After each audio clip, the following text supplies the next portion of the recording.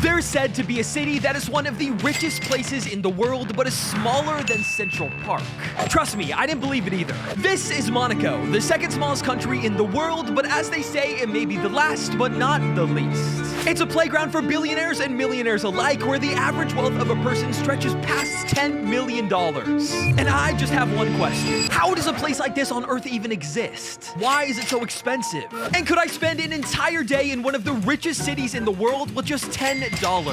So today, that's exactly what we're gonna figure out. I booked the cheapest flight I could possibly find to fly across the world, to investigate and see what secrets this city is hiding behind its walls. And after getting dropped off at 9 a.m., it was time to start our 24-hour challenge. And the very first thing on my journey I was greeted with was this. Okay, so this is the overview of the entire city, and it's so small. Everything is so compact and right on top of each other. Also, the amount of boats here are insane. You could definitely tell this is one of the richest cities on Earth. It's so pretty though. But very quickly, I ran into my first problem. I remembered I didn't eat on the plane. So our first line of business is finding some food. But I quickly realized finding food under 10 euro was a lot harder than I expected. This stuff is way too expensive. I can't find anything for under $10. I've literally been walking around for like 30 minutes. Stop number 2, and this place does not have anything under $10. I'm getting really worried about eating. I'm so hungry right now. Everything is at least $15 here for the cheapest salad. Crossing my fingers that I get lucky. And just as I was about to give up, I found a place with not only cheap prices, but nice employees. And I decided this was the perfect place to get some outside input and see if a local thought I could actually go through an entire day with just 10 euro. And her response was not exactly what I was hoping for. I'm trying to go through Monaco for an entire day on only 10 euro. Oh, it's very difficult here. Very difficult? Yeah. That's why you guys have cheap sandwiches. So I was like, this would be a perfect snack, right? Sure. If you go on the other street, 10 euros is not enough. After that devastating news, she actually made it up to me by subscribing. So if you're watching right now, subscribe. With only 5 euro and a sandwich in my hand, I decided to head into downtown. First $5 on a sandwich. I think this was a pretty good purchase, but that wasn't even really in Monaco. I don't know if I'm gonna be able to buy anything else, so this might be the only meal for the day. So I'm gonna go bring this into downtown Monaco, give it a try, and hopefully it's gonna tide me over for the rest of the day. Then, after walking for a bit, I found a spot to sit down and gather my thoughts. We made it to a nice, kind of quiet spot. Let's try our $5 pastry. This is not a pastry, I think it's more of a sandwich.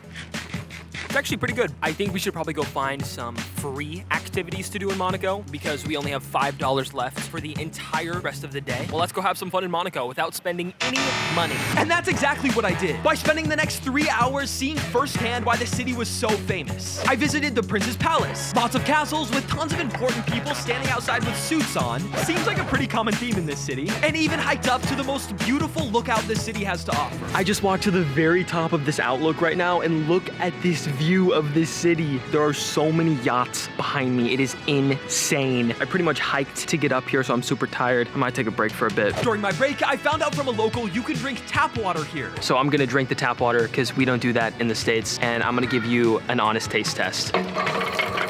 Very good. Monaco, your water's amazing. 7 out of 10. A little bit metally. I also visited some local shops where I found an actual money wall. But as I got deeper and deeper into the city, there started to be way less little shops and more skyscrapers. With only 5 euro in my pocket and it almost being 3 p.m., it was time for our next meal. There is literally nothing to eat here for under 5 euros other than water. That's it. That's the only thing. Maybe we'll just go into a restaurant and get bread or something because I'm getting hungry again. Then I found a local dessert shop and asked this. Do you have anything in here that's less than 5 euro? One for 250? Okay, we'll come back then. Thank you so much. Merci. And this left us with one option. A local restaurant, which I thought was gonna be cheap. All right, so we just walked into one of the cheapest looking restaurants we could find, and this place still looks really nice. They sat us and they gave us like the dirtiest looks because we don't have full tuxes on, and all of the waiters are wearing slacks and like a really nice button-up shirt. I'm hoping they're gonna be nice and give us some waters or something. We'll see what happens, but that's the goal. 5 minutes later, they gave us sparkling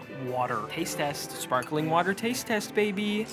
This is not in budget, is it? Being the dumb American I am, I didn't realize you have to pay for water everywhere in Europe. And I failed. Subscribe to help us reach 20 million, and I will see you guys next week. Peace. Woo!